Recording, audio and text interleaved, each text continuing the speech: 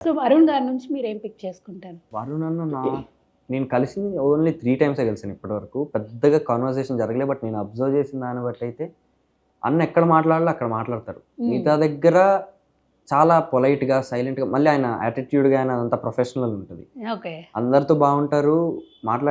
మాట్లాడాల్సిన దగ్గర మాత్రమే మాట్లాడతారు. సో ఆ ప్రొఫెషనలిజం అనేది చాలా మెయింటైన్ బాగా చేస్తూ నచ్చింది. ఉంటారు. యాహ్! ఓకే. అది తీసుకోవచ్చు. యాహ్! సో ఇప్పటి వరకు మీరు యాక్ట్ చేసిన ఇదిలో బాగా అనిపించిన వాళ్ళంటే వీళ్ళ వల్ల నేను ఇంత మంచి స్టేజ్‌లో ఉన్నాను. సో వాళ్ళకి ఒక థాంక్స్ చెప్పుకోవాలంటే ఎవరికి చెప్పుకుంటారు? స్టార్టింగ్ నుంచి హెల్ప్ చేసిన వాళ్ళందరికీ అక్క. ఇప్పుడు మ్యూజిక్ స్కూల్ నా ఫస్ట్ ఫిల్మ్. దాంట్లో పాపారావు సార్ డైరెక్టర్ గారికి and of course Prashanth Neel గారు ఒక రకంగా నాకు రెండో లైఫ్ ఇచ్చినట్టే.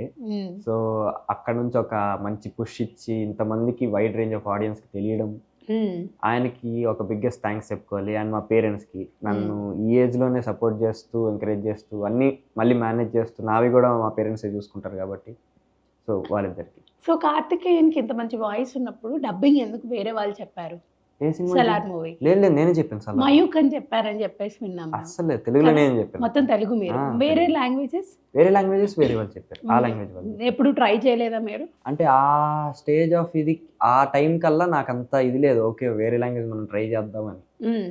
ఇప్పుడు కొంచెం నేర్చుకోవడానికి ట్రై చేస్తున్నా. పక్క లాంగ్వేజెస్ కూడా తమిళ్, మలయాళం గానీ, హిందీ వచ్చు, కన్నడ ఇవన్నీ నేర్చుకోవడానికి ట్రై చేస్తున్నా. ఇప్పుడు మ్యూజిక్ స్కూల్‌కి కూడా మీరే చెప్పుకున్నారా హిందీలో?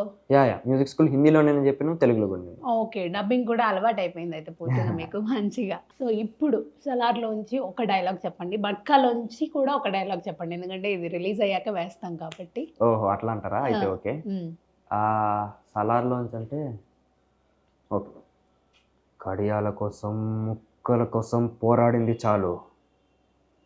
నా కళ్ళ ముందున్నదంతా నాకు కావాలి. ఇది సలార్‌లో. మట్కాలో నాది డైలాగ్. నేను కొడితే నువ్వు చచ్చిపోతావు. ప్రామిస్. వరుణ్ గారిది కొంచెం అంటే ఆ కైండ్ ఆఫ్ యాక్టింగ్ స్కిల్స్ కనిపిస్తున్నాయి. అంటే చూసి అంటే చిన్నప్పటి రోలు అన్న తర్వాత పెద్ద అయితే వరుణ్ గారు వస్తారు కాబట్టి వరుణ్ గారు లాగా యాక్ట్ చేద్దామని ఏమన్నా ప్రిపేర్ అయ్యి ఉన్నారా?